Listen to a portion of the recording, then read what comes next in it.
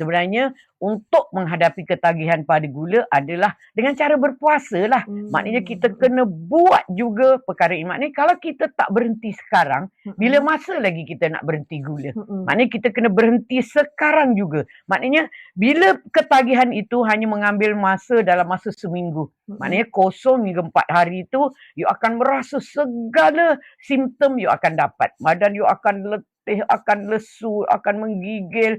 You ada orang terberak-berak, ada orang termuntah, kepala you pening. Waktu you kena jalani juga waktu-waktu yang susah itu. Maknanya ni you buat saja dan you rasakan segala sakit, segala pening itu selama 0 hingga 3 hari atau 4 hari macam tu.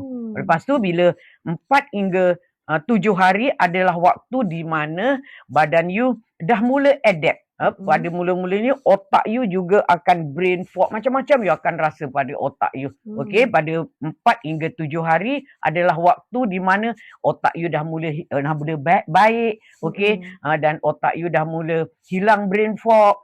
Dan waktu tu you dah mula boleh terima kehilangan gula daripada dalam you, macam kehilangan sesuatu tau.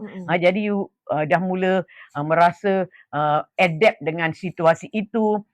Walaupun you ada menggigil, telah pun down. Okey, dan waktu tu juga you akan rasa badan you mula sedap, otak you mula fokus, dan lepas tu pada 7 hari insya-Allah you akan okey.